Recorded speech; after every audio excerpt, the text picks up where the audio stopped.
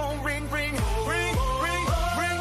949-292-905. That's 949-292-905. Events, connection, and opportunity. All in one place. Come join the community. So text it now, don't wait in line. 949-292-905. That's 949-292-905.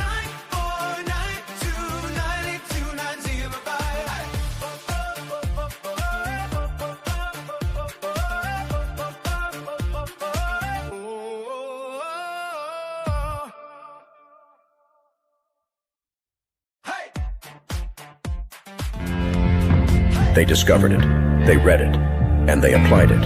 It's the golden thread that connects the titans of the self-development industry, the source that spawned millions of millionaires, the original blueprint to success. Think and Grow Rich by Napoleon Hill. Think and Grow Rich. Napoleon Hill, Think and Grow Rich. It's a classic. A classic. And I love Think and Grow Rich. I love it. It's right here. I mean, it's one of my favorite books of all time. Think and Grow Rich by Napoleon Hill. This material is what changed my life. This is the material I study every day.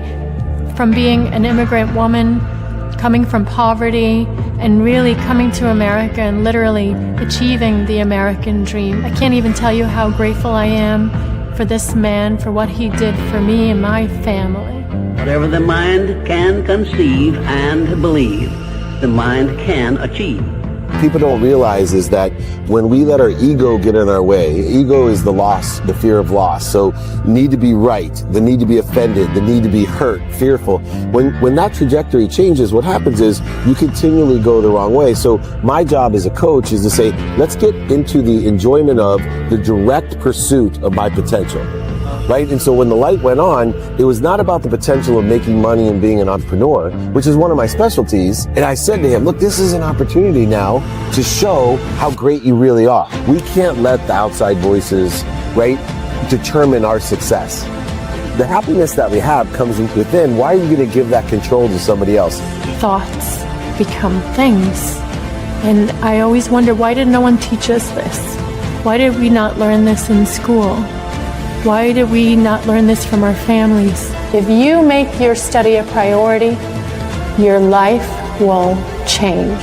And I came up with 4 really valuable things that I took stock in. And the first one was gratitude.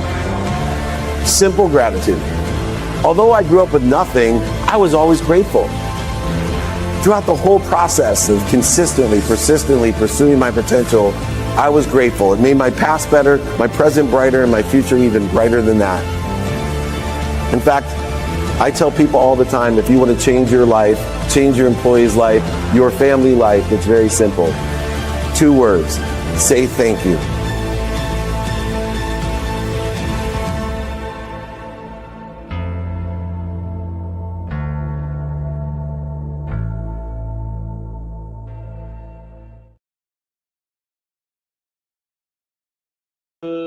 Good morning, good afternoon, good evening, everyone. Welcome to the Napoleon Hill Institute weekly training.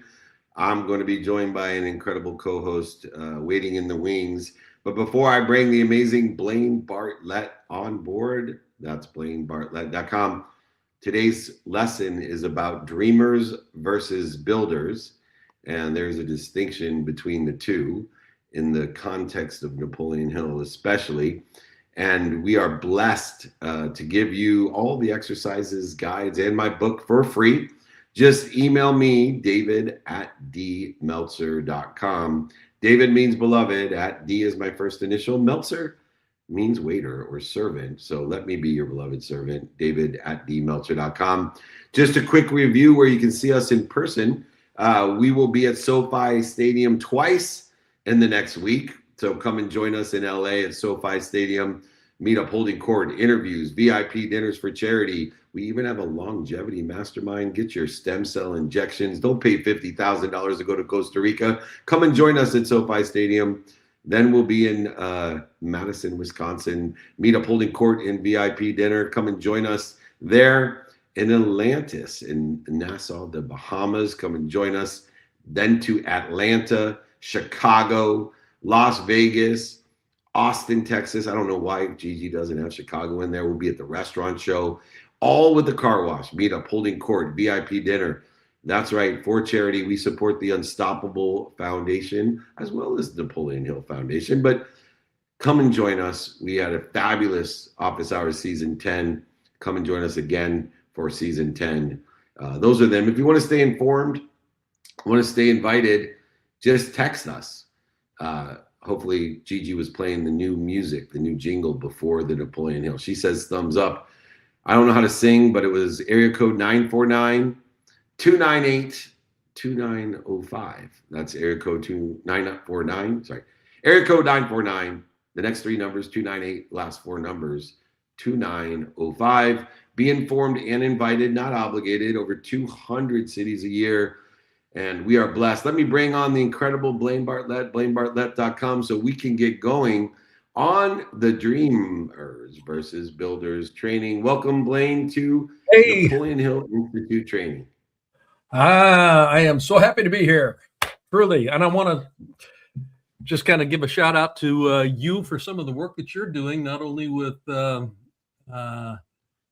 foundation and Napoleon Hill Institute, but also with the Unstoppable Foundation. You are just an exemplar of what it means to be a giver in life and a dreamer that executes. Well, as my mentor, for the sake of all of those people that are involved in Unstoppable and the literally millions that we've been able to impact through the leadership of Cynthia Kersey, wrote the book Unstoppable Women, the amazing mentor of mine who taught me the infinite loop of giving to allow other people to be able and capable of helping others so they can be closest to God, so they can be at their highest self. And that was a lesson that I learned through my mentor, Cynthia Kersey. And if you have any inclination to support us, we certainly are doing great work for over 20 years at the Unstoppable Foundation. Talking about dreams, though, and a dream that Cynthia had over 20 years ago to empower others and to not forget the young women she had met in Kenya. We all have these dreams. Their ideas are not the problem. There's millions of great ideas. But I have really dedicated my life and through the efforts of Napoleon Hill Institute about execution. And execution is the problem. Information, materialization, and monetization, the man-made constructs of the outcomes of execution. There seems to be this gap between where we are and where we want to be that creates by what we do, not just by what we imagine. And this idea of intention, whether it be Wayne Dyer or the Xanders or, of course, Napoleon Hill, to understand what we can conceive and imagine we can achieve, but only with intention, with what we do, say, think, feel, and believe. And we all have had these great ideas that excited us in the moment, but whether it was days, weeks, or months later, or even years, they're still just ideas. And it's because we weren't intentional. We didn't take a definiteness of purpose. We didn't put together a go, no go plan on what we're going to do, say, think, feel, and believe in this divine direction. And definitely didn't take the time to give the relativity and meaning for the sake of what are we going to do it. In this training, we will show how dreaming creates the vision, but building creates the results. And the difference is not intelligence or intuition or inspiration or talent or even resources, but it's execution. And so I'm going to start, Blaine, with the first lesson in this idea of dreamers versus builders with what do you perceive as the difference of having this belief, this vision without execution? And this happens every day in our personal and professional lives of what we want to become.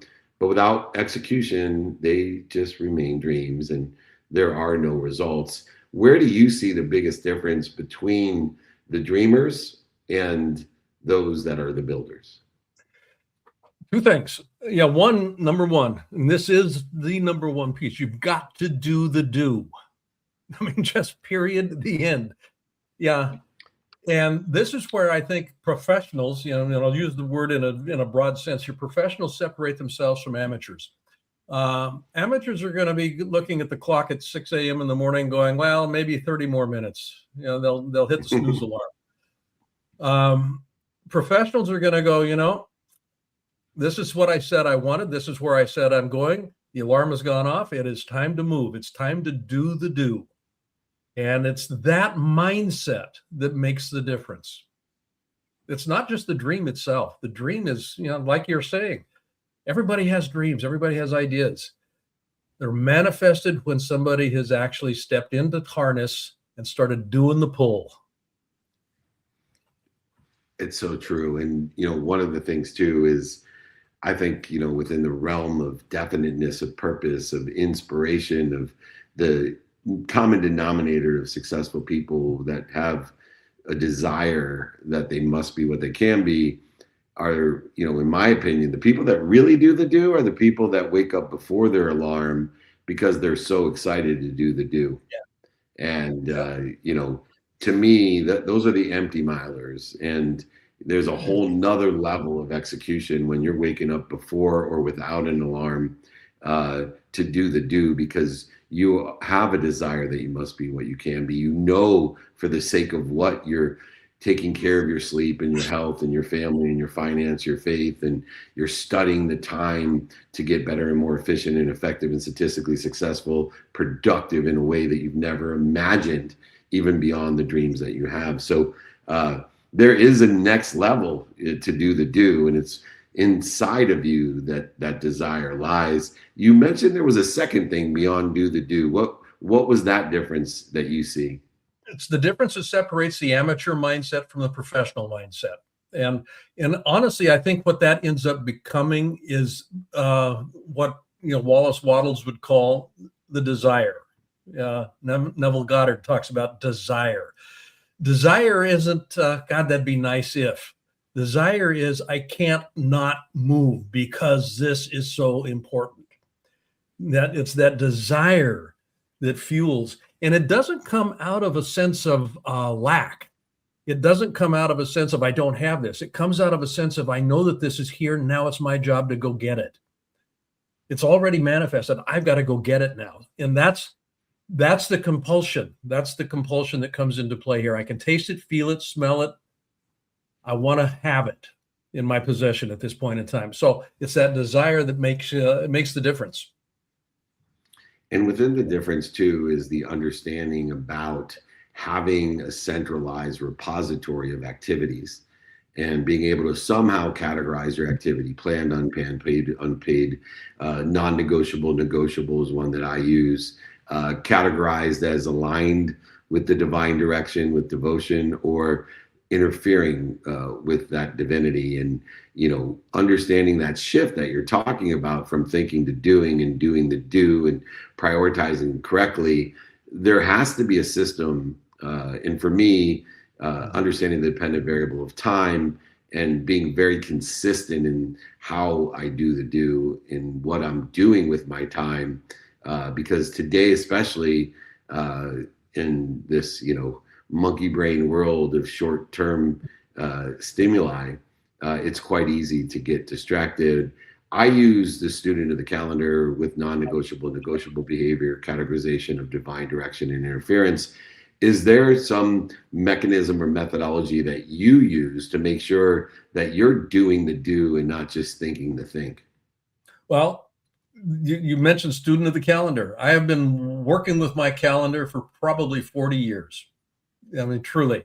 I know that what goes on the calendar is actually something that's going to get attended to. If it doesn't go on the calendar, it doesn't get attended to. It will tend to fall off. Now, it doesn't mean that it doesn't sometimes happen, because I've got some white space there that I can fill up. But if it's on the calendar, that, it's a non-negotiable. And I'm very clear that I do not put something on the calendar that I'm not willing to follow through with.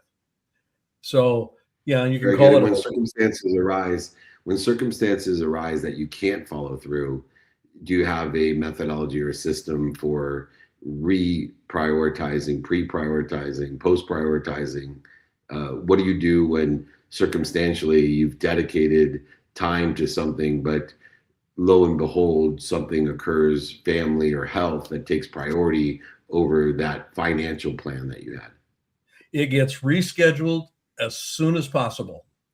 It doesn't fall away. It gets rescheduled because Immediately. if it got on the calendar, Understanding where that blank, yeah, and understanding where those parking places are allows you to do that. So I always say study the unplanned time as much as you study your plan time, because if you do come up with a well-developed plan, God will laugh at you. Boy, is that true. Yep. Yeah. So to that point, I do build in white space as a contingency. I mean, Nice. I do have that in play, and I'll block it out on my calendar so that I can actually pull it out if I need to. Yeah, that's like having a parking place at Costco at noon on a Saturday. Good luck. And I tell people, if you don't have white space, then you don't have a parking place at noon on a Saturday at Costco, and that's how much time it saves you. Because anybody that goes to Costco at noon on a Saturday knows how much time it would save them if they had a parking place in the very front of Costco available to them for prioritized parking. That's exactly what the white space is. It's prioritized parking that allows people to move forward. If anybody would like the student of the calendar exercise, I'd be happy to give that to them. All they got to do is email me. David means beloved, at D first initial, Meltzer means servant. Let me be your beloved servant, and send you the student of the calendar guide, exercises, and books. Just email me, David at dmeltzer.com. Moving on to lesson number 2 is, it's one thing to go ahead and do the do, but if we don't know what we want, then the do may be in alignment with something that we don't want instead of something we do. So without definiteness of purpose, if you haven't read, of course, the Outwitting the Devil, we drift, and dreamers stay vague, while builders are definite in their purpose. They know exactly what they want, who they can help, and who can help them, utilizing the student of the calendar to be how, and then prioritizing. We want success or growth, but we don't define what actually looks like.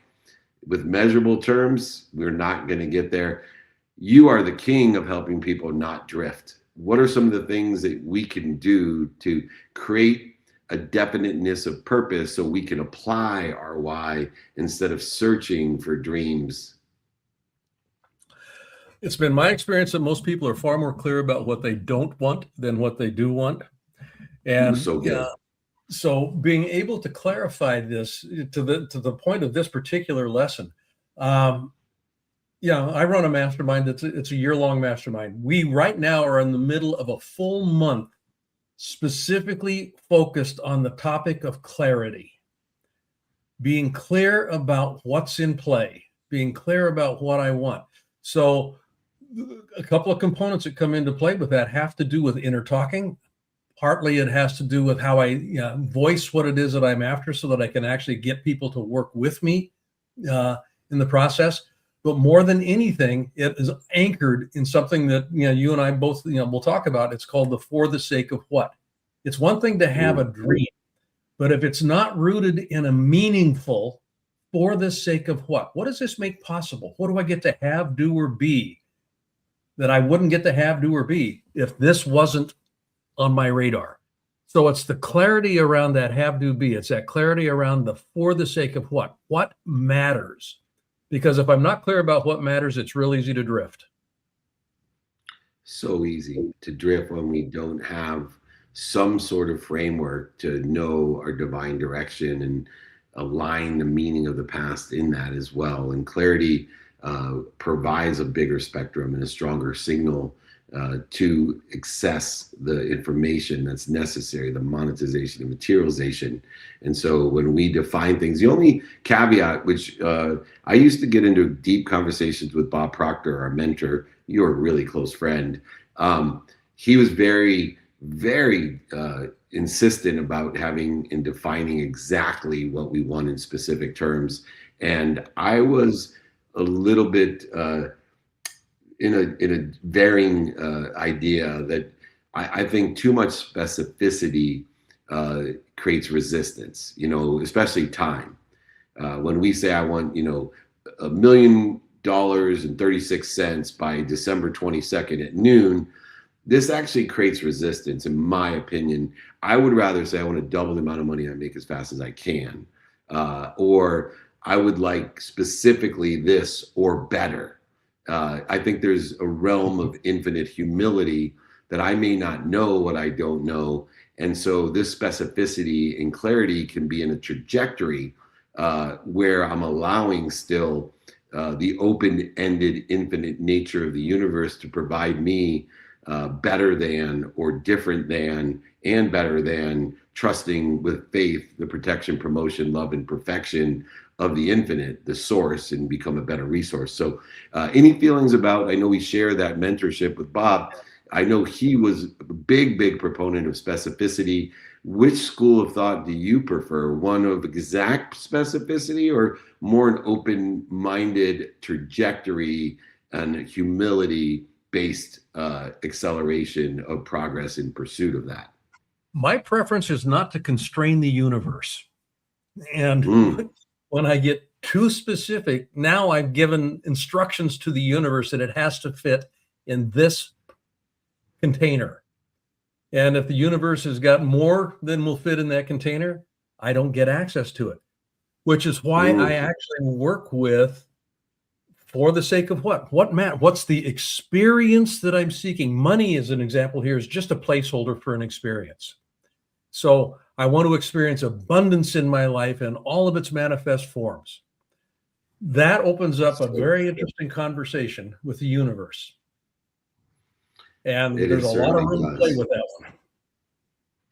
Yeah, and if you would like the practices to get clarity, balance, harmony, and focus, just email me, david@dmeltzer.com, beloved servant, david@dmeltzer.com. The third lesson is the idea of discipline, which is consistency over motivation or inspiration. I call it devotion because I see so many people disciplined in things, but not achieving through their discipline what they desire because they leave out that for sake of what. And for me, devotion is a culmination of being disciplined in a divine direction and aligning the meaning, or for the sake of the relativity of what that disciplined, devotional, divine direction and meaning is giving us. Because so many people do, they're disciplined in working but don't make money. They're disciplined in working and don't provide for their families. They're disciplined in working and they don't take care of themselves. And instead, when you understand the divine direction, the discipline becomes devotional with the desire that they must be what they can be. And so dreamers a lot of times rely on the inspiration, but builders rely on devotion, disciplined in a divine direction, which is aligning the meaning as well. But without discipline, devotion in divine direction, consistent action is the only thing that compounds, accelerates, aggregates the success that we desire, or better, as you mentioned earlier. Any advice you can give us in the inspiration and motivation to transition discipline to devotion, to stay consistent, knowing that human nature hates repetitive.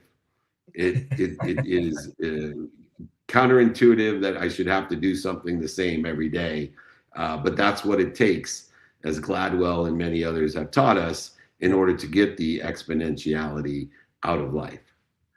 We say we hate repetition, yet we wake up in the morning when we brush our teeth with the exact same hand that we used yesterday. So we have examples all over our life where repetition is in place, and what it's done is it's produced habits.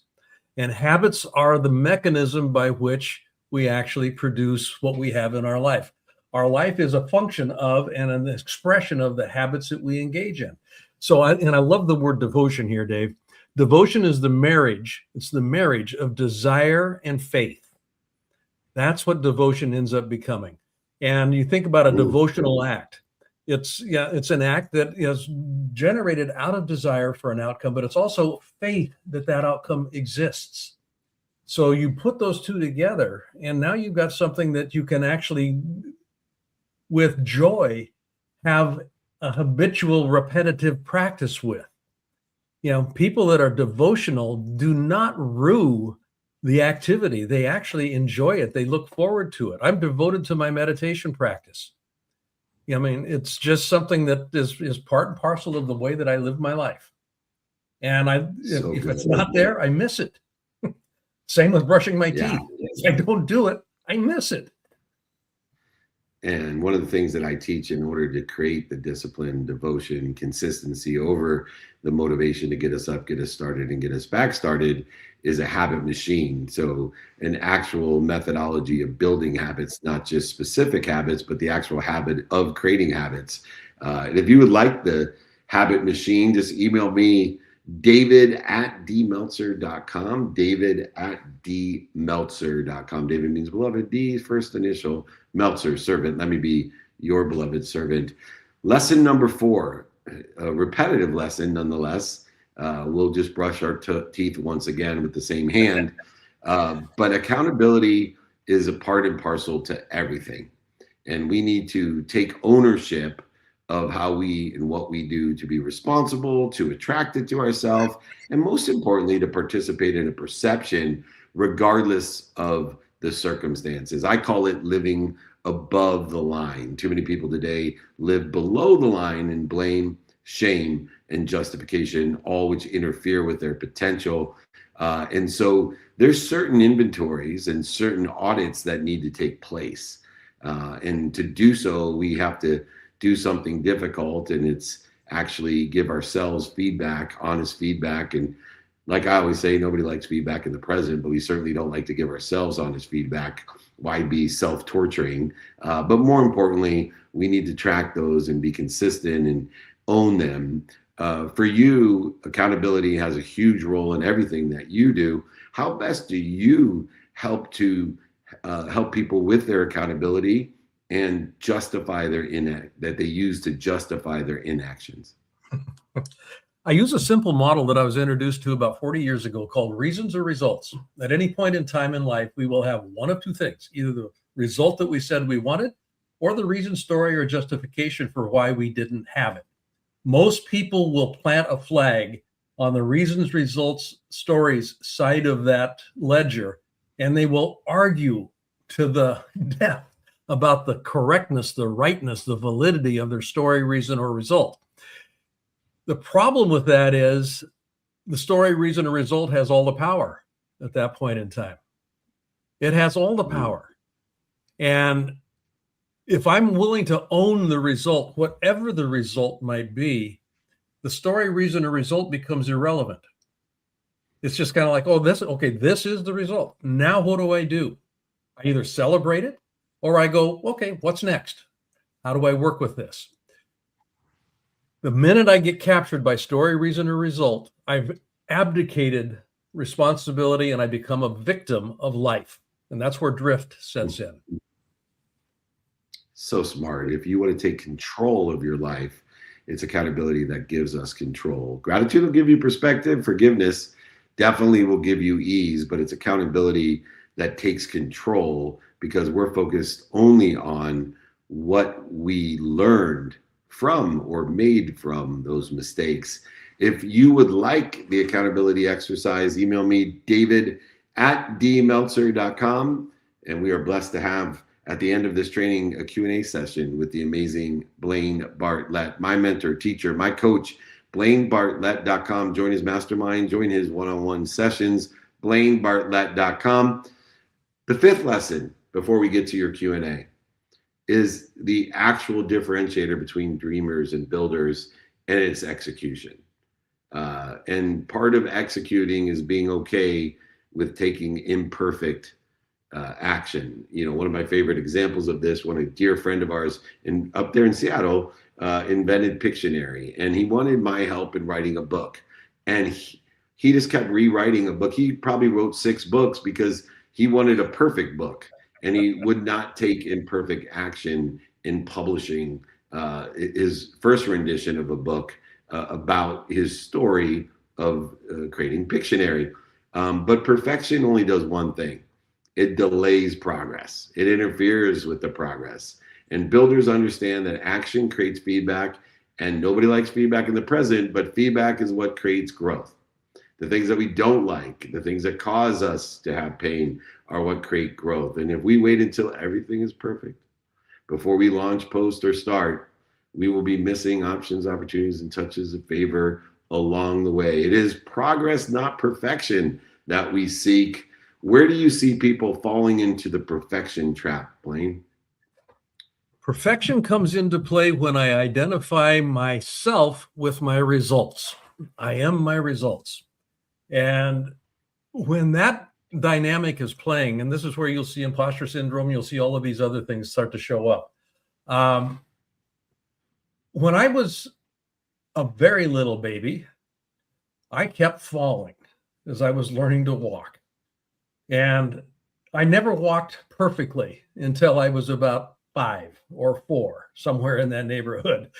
But at that point in time, I actually got a sense of what balance was. And now what's interesting is I am walking is an exercise of being continuously off balance.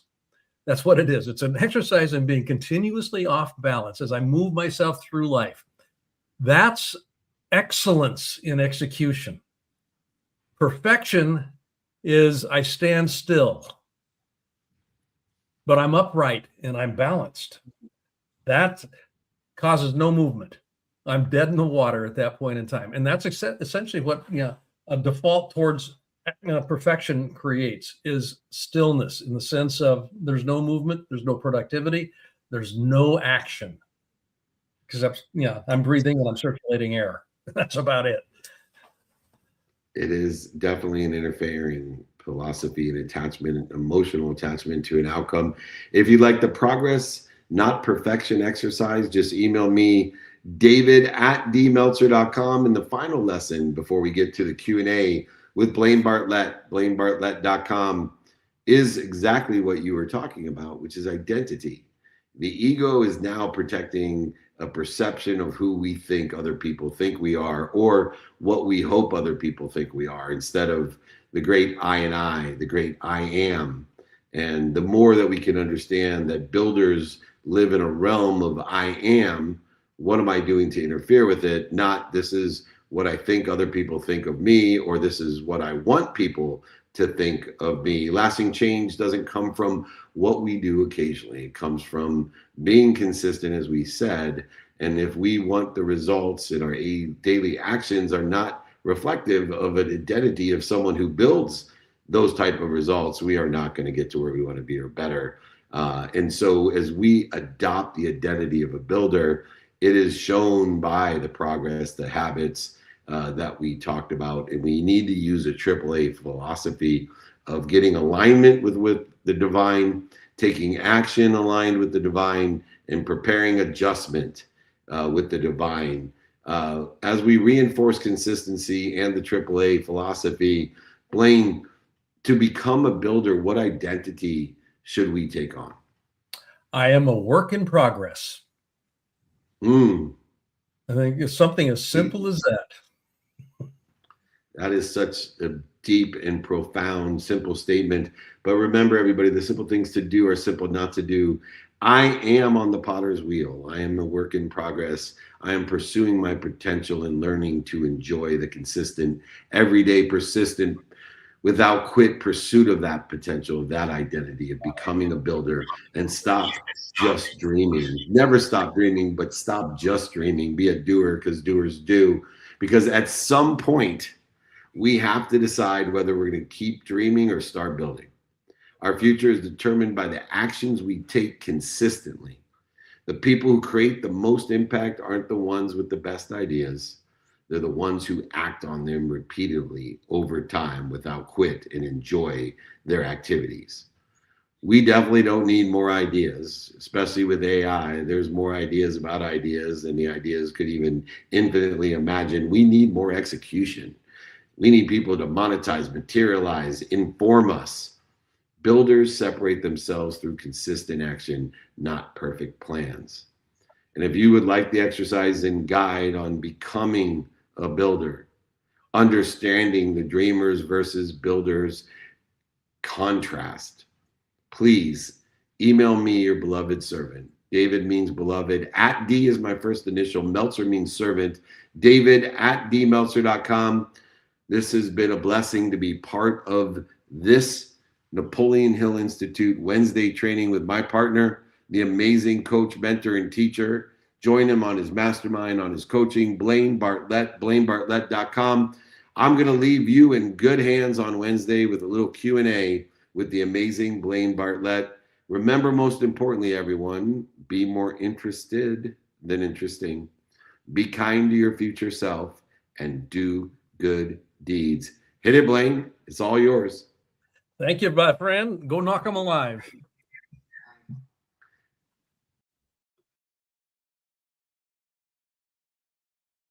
Hey, Mr. Blaine, can you hear me on Clubhouse, my friend? I know that you are muted. If you want to go ahead and unmute yourself so then everybody can still hear you here on the webinar. I can hear you loud and clear on Clubhouse as well. So once you go ahead, unmute yourself here on the webinar so everybody online can still hear you, and then I'll remove myself so then we don't have any interference. Yep, so you want to unmute on the webinar.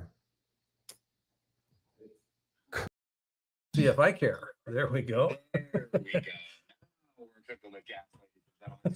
So we will transition, as David had mentioned, to the Q&A session with the double B, that's Blaine Bartlett. You can reach him at blainebartlett.com. But for the first question of the day, I'm going to turn it over to a near and dear friend to you, Mr. Blaine, who I have helped coin as the Queen of Curiosity, and that's the lovely Colleen Malloy. So, Colleen, it is always good to see you here. Thank you for always showing up and bringing the incredible questions. What do you got as our first question of the day? Thank you so much. I appreciate it. Blaine, we talked a lot about your making decision, and you talk about for the sake of what. That goes into all of your personal and professional decisions that you make. As far as long-term legacy and the effect that has on all of the difference that you're making and being intentional with those decisions. What does legacy mean to you, and what are you hoping to leave behind as well? Oh, great question, Colleen. I love the legacy question. Most people will define legacy in terms of what I'm leaving behind. I mean, and that certainly is a valid way of looking at it. I prefer to think about legacy in the context of what is happening now. What impact am I having now? I honestly, and I got over this some time ago, I'm not concerned with what people think about me after I'm gone. I am concerned about the impact that I'm having while I'm here. So I've kind of recodified for me what legacy means, and it's a living process, not a process that has a termination point, if that makes sense. Absolutely, yeah. My perspective has changed so much after having kids on legacy, so I appreciate your perspective. Yeah, and boy, and the kids are. I mean, that's actually what began to turn me around on it was, with my kids and with the grandkids. It's kind of what impact am I having today on them, because they actually will end up living far beyond me, and there will be a piece of me that carries on there. But that's I'm more concerned about what they're doing today than what they're going to be doing tomorrow. Thank you for sharing. You bet. Thank you for the question.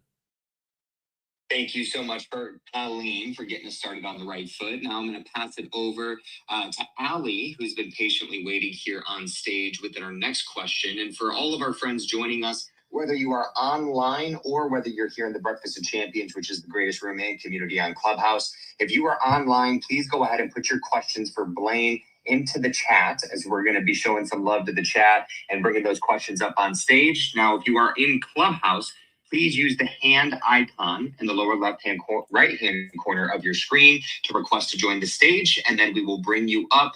You can also utilize the room chat if you feel more comfortable putting your questions there. But Allie, without further ado, kicking it over to you for our next question. Happy Wednesday. I love these calls, Blaine. Yeah, it's good to see you again, Allie. I don't see you, but I see your picture. So my question is around discernment versus fear today. And the question is, how much of clarity is really about courage?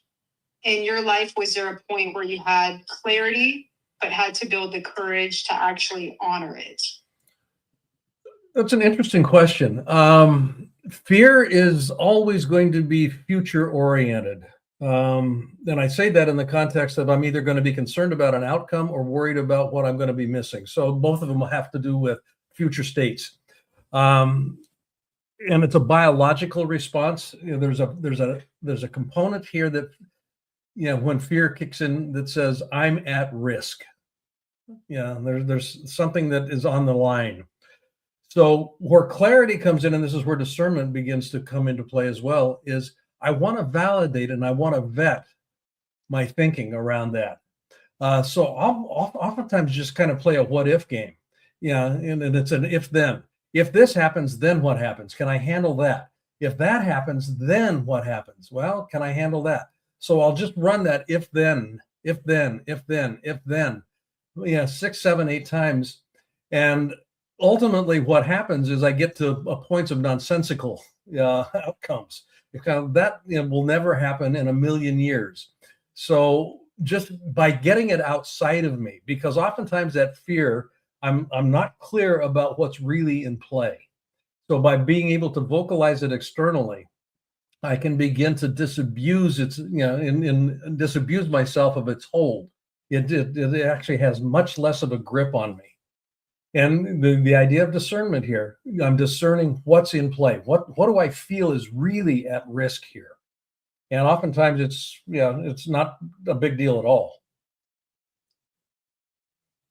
Awesome. I always love your perspective. So thank you, Blaine. Happy Wednesday. Thank you, Allie. You too.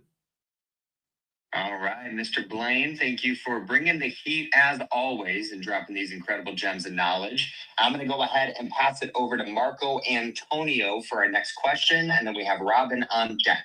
So thank you, Robin, for joining the stage. We will come to you next, but Marco, it is all yours, my friend. Thanks, Nick. Hey, Blaine. Hey, Marco. How's it going? Man, I'm blessed. Grateful for you. Happy to be here, man. Yeah. Blaine, I'm interested in this concept that you talked about building in white space.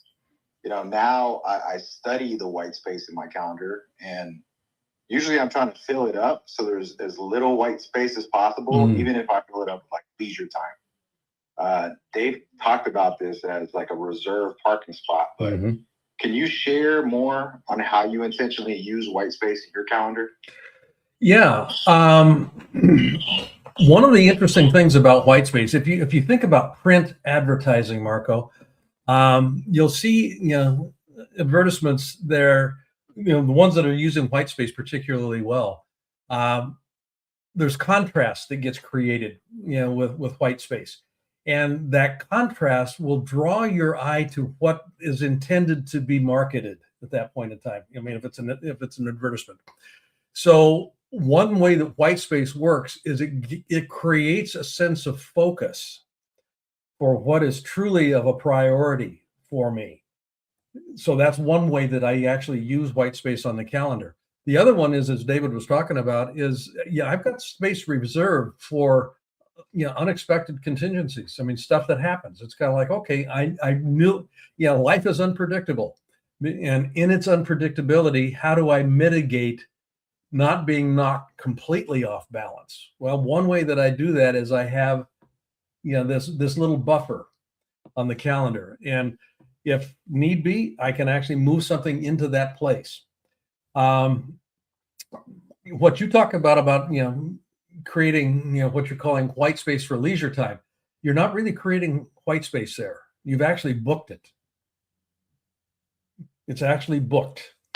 So the problem with the way that works, if there's a problem, the challenge is that white space, that leisure time oftentimes has less priority to it. So it's easier to poke holes in it.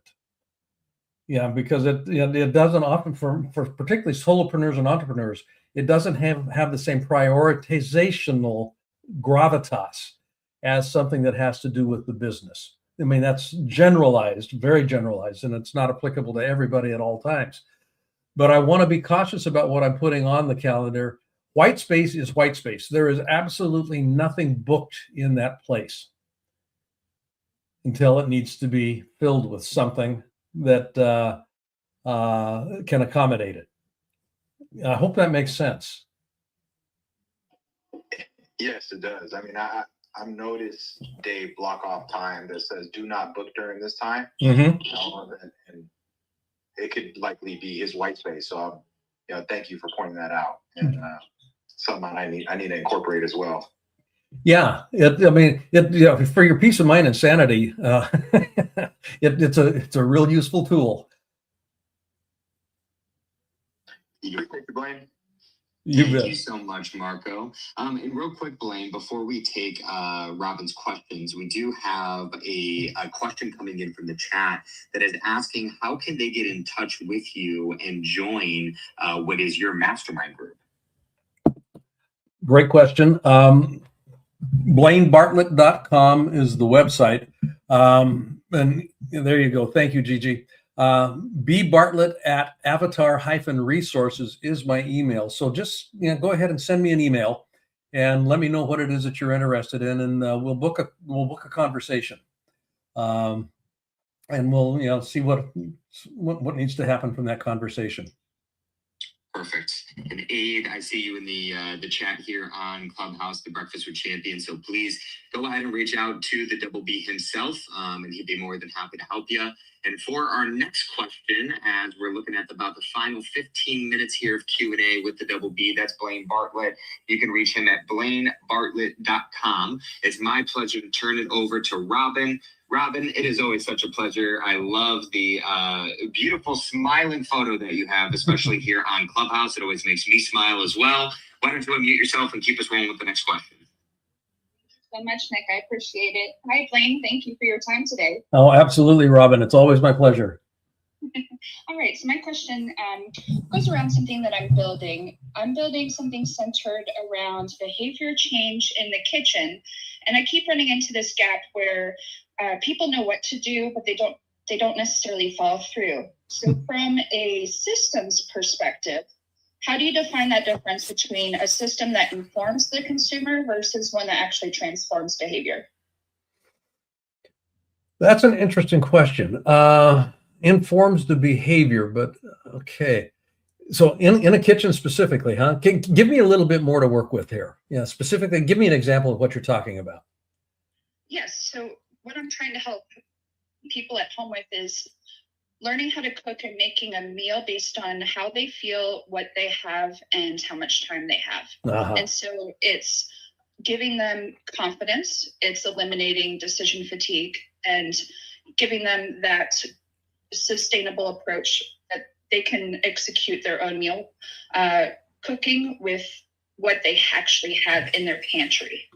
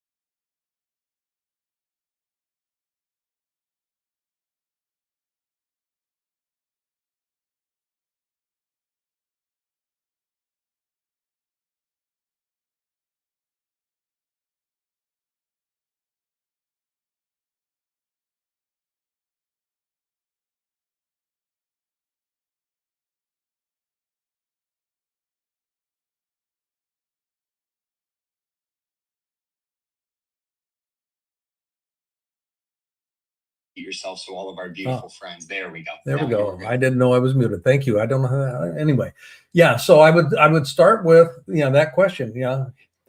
What matters to you? For the sake of what do you want to do this? I understand that you said you'd like to do it, but that's not enough. For the sake of what? What's really at risk here? What's really in play? What's really something that you want to have, do, or be that this kind of a meal process would actually serve. If they don't have clarity around that question of what matters, they're going to end up drifting. They're going to end up going, well, something else matters. Something else became more important. And that's always the case when people don't follow through on something. Something else became more important because they weren't clear about what mattered. Got it. Thank you so much. You bet, Robin. Beautiful. We are going to keep this train rocking and rolling. For our next question of the day, I'm going to pass it over to Desmond, who is live with us in the Breakfast with Champions on Clubhouse. So Desmond, my friend, always good to see you. What do you got for us this beautiful Wednesday? Hey, thank you, Nick. Hi, Blaine. How you doing, Desmond? I'm doing fantastic. Awesome. There was a concept or a sentence that you mentioned, and I just would like some either clarification or expanding on it. You mentioned that money is a placeholder for experience. Mm-hmm. Yep. Money is a place. Yep. Yeah. Yeah. Money is a placeholder for an experience. It is. So you think of any dollar amount that you'd like to have. What does it make possible if you achieve that? That's the experience that the money is now a placeholder for. So people will confuse having the money with the experience. And that gets us off the rails pretty quickly if we're not paying attention. And people will chase a dollar and sacrifice what they said was important, which is security for my family. Well, if I'm not around, for my kids, I'm compromising their security long term. I mean, there's all kinds of ways that ends up showing up.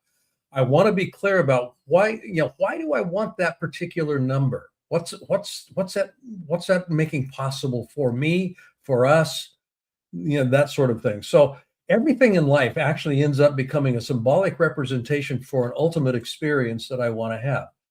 And you can think about a car. I want to have that car, whatever that car might be. Well, what's the experience that is embedded in that? Well, I want people to think I'm successful. Okay, that's one thing.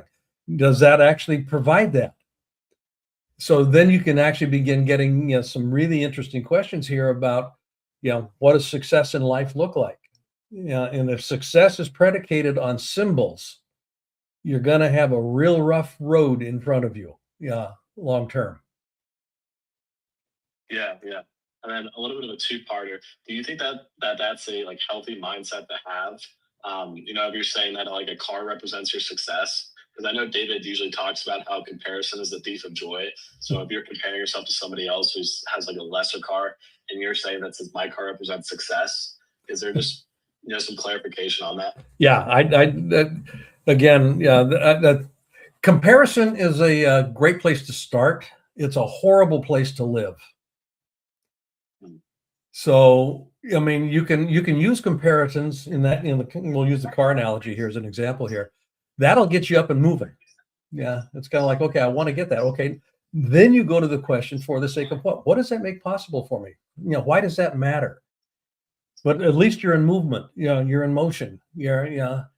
So, and if you want to have a symbol for success, and sometimes that's important. When we were, I spent a long time in Japan, and we had set ourselves up in an office space in a very nice place in Tokyo, partly because in order to do the kind of business we were doing as a consultancy, we needed to have our clients experience us as being successful.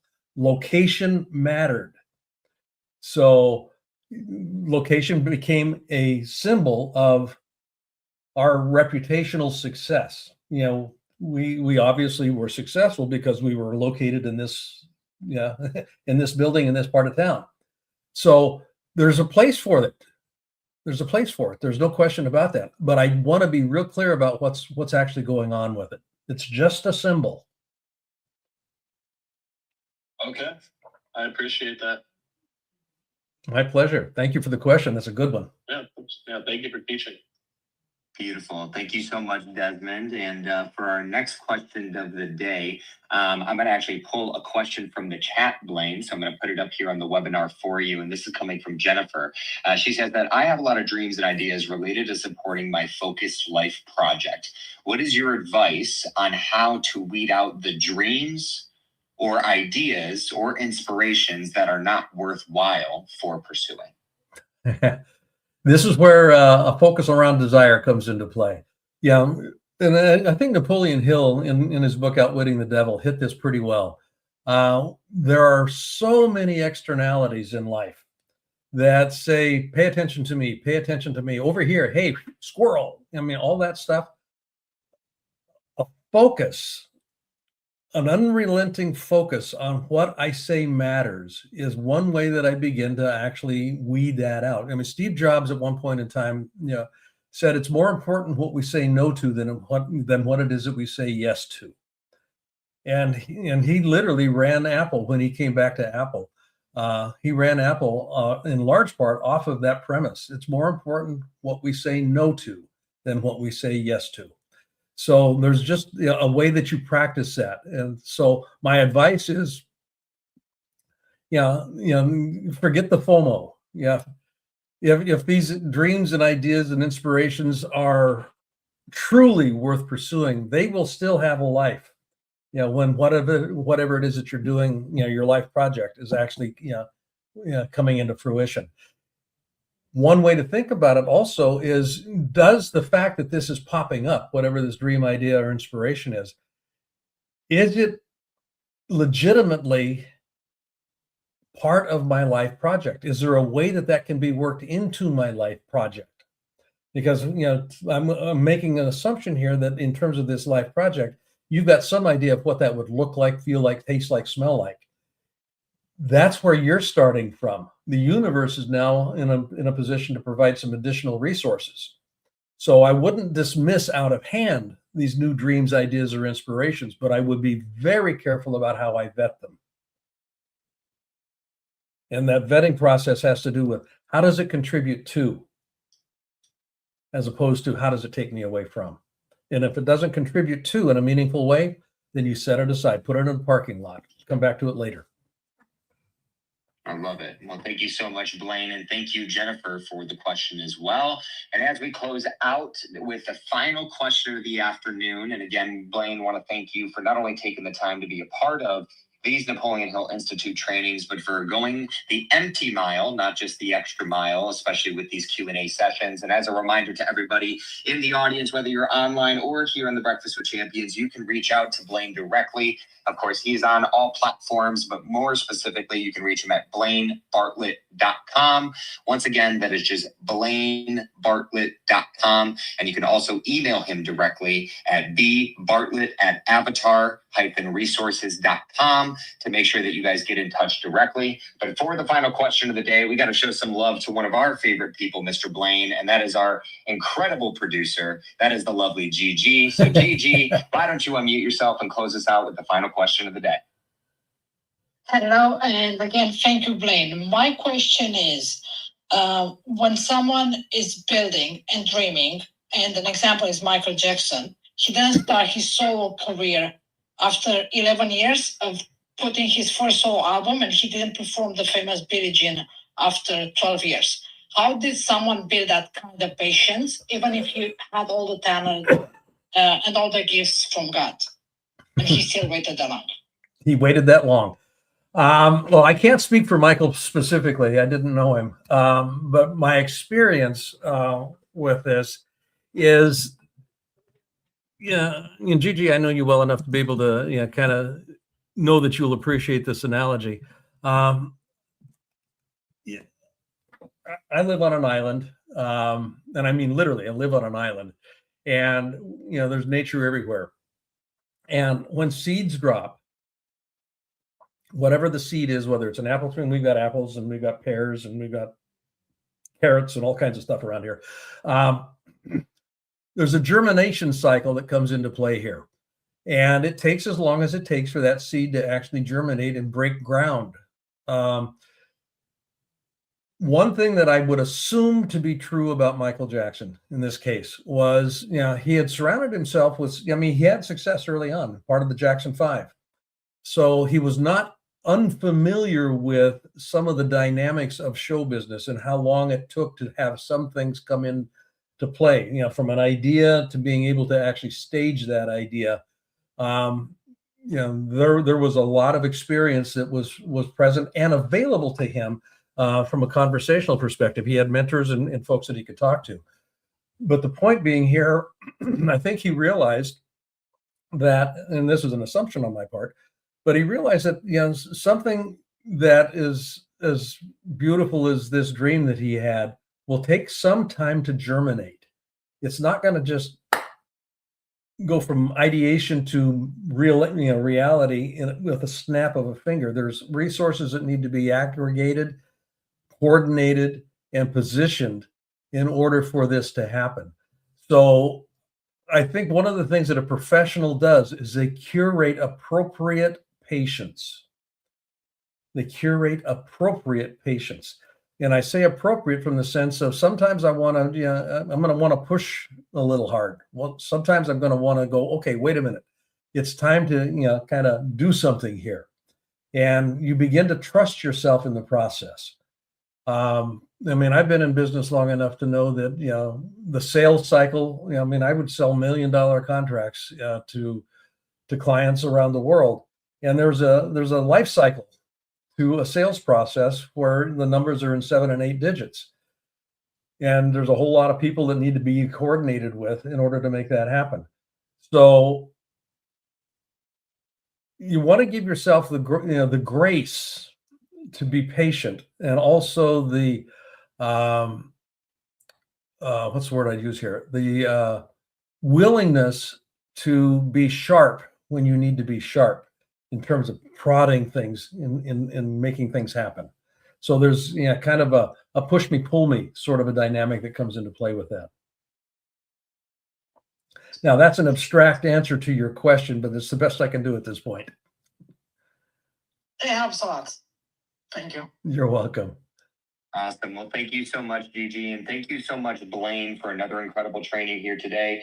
Any final words that you want to share with our community or anything at all before I go ahead and close things out by reminding everybody where they can get in touch with us or get the guides and exercises from David and, of course, join us on the road? Let's see here. I guess, what I would actually suggest is find a way in your life. This is something I close just about every conversation with a client that I have, or a meeting that I have, or a teaching that I have. Life works, nature works. The economy of nature is predicated on distribution. It's not predicated on accumulation. So find ways in your life to be acting as if you're a part of nature. And what that means is literally find ways to be a center of distribution. Where can I be a center of distribution today? And give away a hug, give away a smile, give away, tip the bill when you're getting your coffee. It doesn't have to be big things, but you want to be distributing.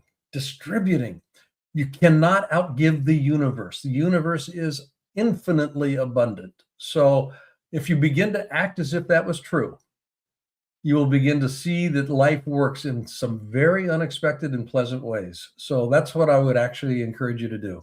Be a center of distribution. That is phenomenal, Mr. Blaine. And as a reminder to everybody, you can reach Blaine Bartlett at blainebartlett.com. And you can also email him directly, bbartlett@avatar-resources.com to get in touch with him directly. And of course, I will go ahead and pop on here for both the webinar to close things out. And make sure that our community is invited but not obligated. So thank you so much, Blaine, and we will see you next week, okay? You bet, buddy. Thank you, Nick. You are the best. Now, for everybody here that is still with us, we want to thank you guys for being a part of today's incredible Napoleon Hill Institute training, Dreamers versus Builders training. And we want to thank, again, our very special guest, the Double B, Blaine Bartlett, for co-hosting with David. Now, if everybody would like, which I know that you do, the guide and exercise from today's training, all you need to do is reach out to David directly, david@dmeltzer.com. Once again, that is just david@dmeltzer.com. And if you've already gotten a copy of David's most recent book, which is Don't Do Business with Dicks, when you reach out for the guide and exercise, please let him know, because he's going to send you the rest of his books completely for free. Sending you a copy, signing a copy, and even paying for shipping, ladies and gentlemen. Once again, that is just david@dmeltzer.com. imperfect.com. And lastly, we always want to close out our show by inviting but not obligating everybody to come and join us in person as we are on the road, on tour, over 200 cities each and every year, coming into those cities and then adding on what we call the car wash, which is the addition of a community meetup, a holding court, of course, interviews, and even one of our VIP dinners for charity. So coming up here, come and join us tomorrow as we are going to be in Los Angeles at the greatest stadium in the world, SoFi Stadium, for a podcast day, community meetup, and then adding on a car wash from there. Next week, we're going to be back in Los Angeles at the greatest stadium in the world, SoFi Stadium, for our longevity and stem cell mastermind, adding on a car wash once again. Then it'll be off to Madison, Wisconsin for the big graduation weekend, adding on a car wash. In the Nassau, Bahamas with the incredible Win Global Mastermind team. That's Bill Walsh, Sharon Lecter, David Meltzer, and so many others, adding on a car wash there as well. Then it'll be off to Atlanta, Georgia with Jesse Itzler, Chad Sandrigan, and others at the Cannonball Moments Conference, adding on a car wash. Chicago, Illinois for the National Restaurant Association show, adding on a car wash there as well. Back to Viva Las Vegas, where we might even get the pleasure of having the Double B, Blaine Bartlett, join us there for Office Hours TV show season number 10. And if not, maybe in June. Of course, adding on another car wash. And then we're going to round out the month of May in Austin, Texas with the Aspire Business Tour family. And then back here in Orange County in Newport Beach for our mastermind with the incredible Mr. Tim Story.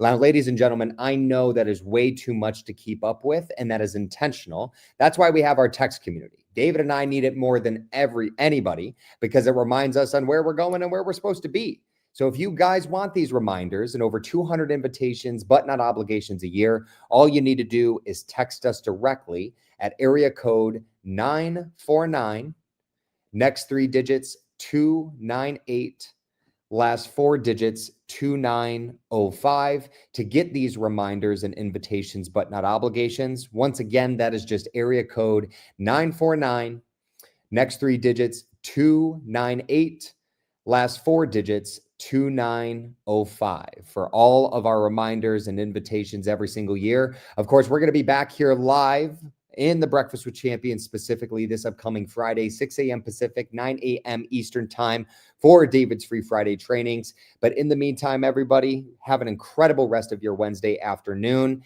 And reminder to be more interested than interesting. And of course, be kind. Be kind to your future self and do good deeds. Hit it, Gigi.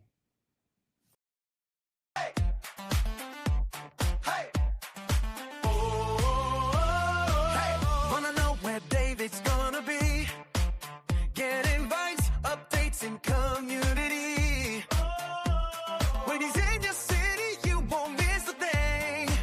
Just text the number, let your phone ring, ring, ring, ring, ring.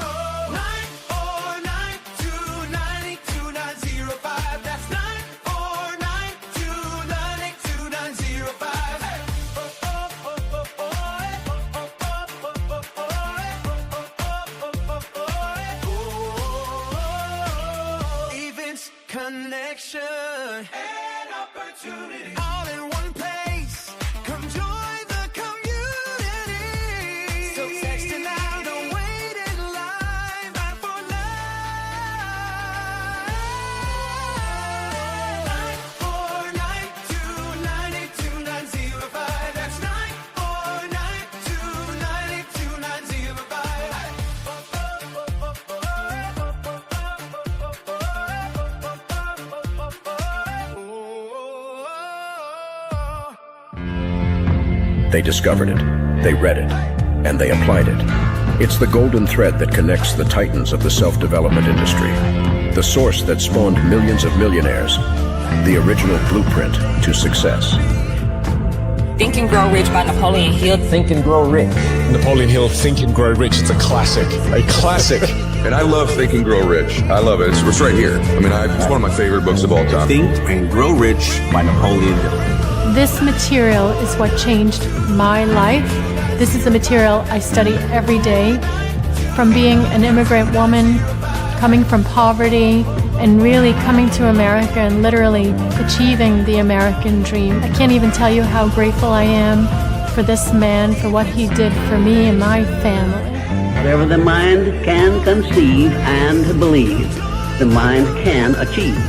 People don't realize is that when we let our ego get in our way, ego is the loss, the fear of loss. So need to be right, the need to be offended, the need to be hurt, fearful.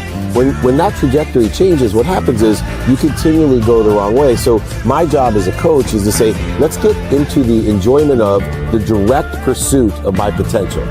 Right? And so when the light went on, it was not about the potential of making money and being an entrepreneur, which is one of my specialties. And I said to him, look, this is an opportunity now to show how great you really are. We can't let the outside voices, right, determine our success.